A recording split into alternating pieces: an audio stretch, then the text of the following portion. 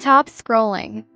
Because in the next few minutes, you're about to realize something most people don't. You're not using ChatGPT wrong. You're just using it at the level everyone else is stuck at. And that level keeps you average. Same tool, same access, same AI. Yet somehow, some people are quietly turning it into money, leverage, entire businesses, while everyone else is getting generic answers, basic scripts, and results that go nowhere. So what's the difference? It's not intelligence. It's not luck. It's how they think when they prompt. 'Cause the moment you change that, ChatGPT stops being a tool and starts behaving like an operator working for you. And here's the part almost nobody is talking about. There are ways to use this tool that don't just improve your results. They completely change the game.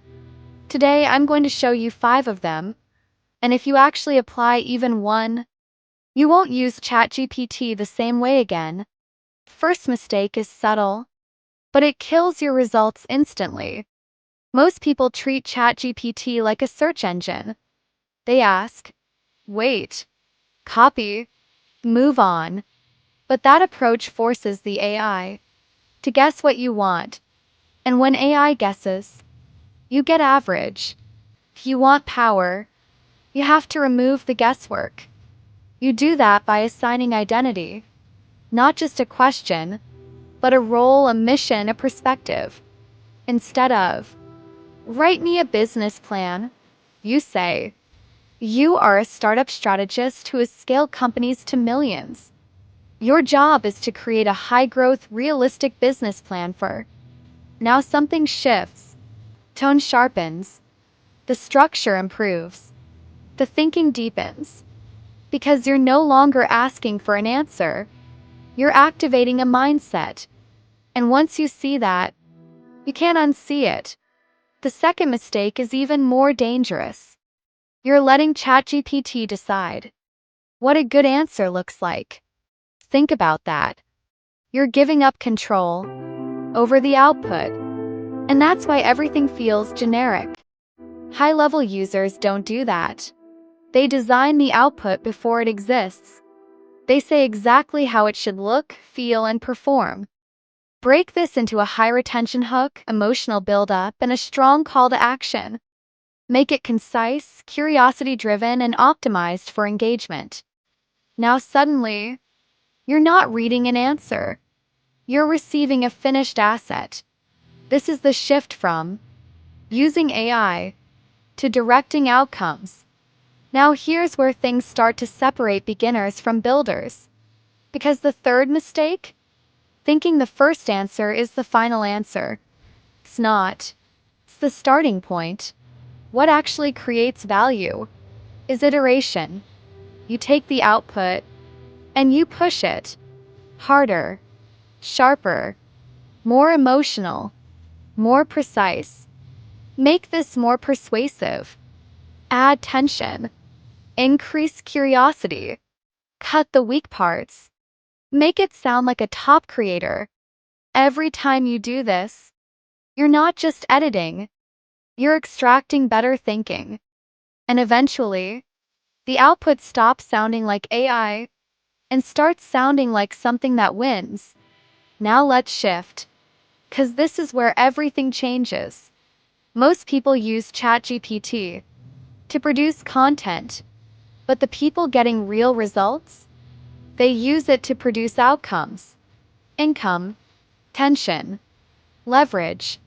Instead of, write a script, they say, create a script designed to maximize watch time, clicks, and monetization. Use psychological triggers, curiosity gaps, and retention patterns. Now the goal is different. You're not creating content anymore. You're engineering performance.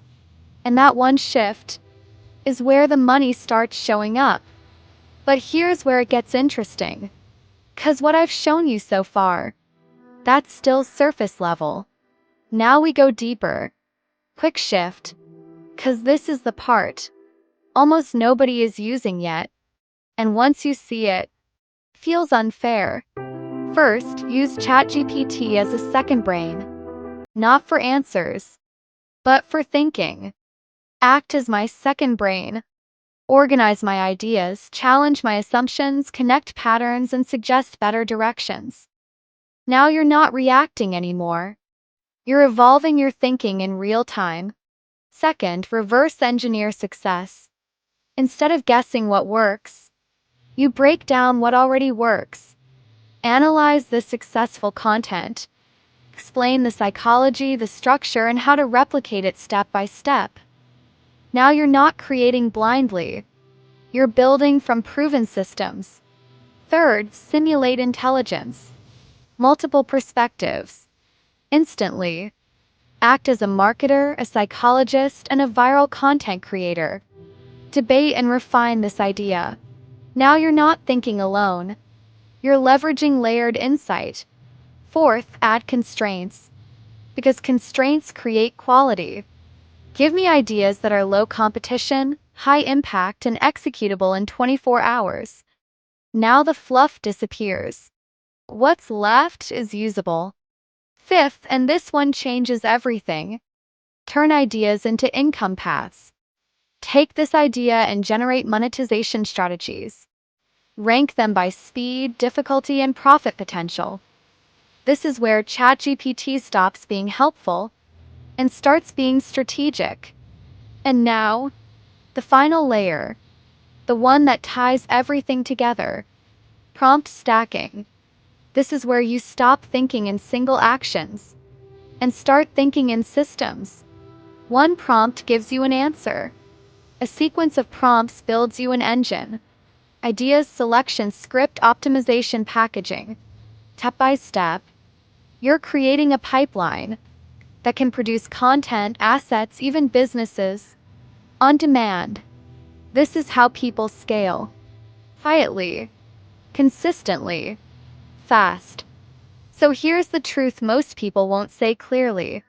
ChatGPT isn't powerful by default.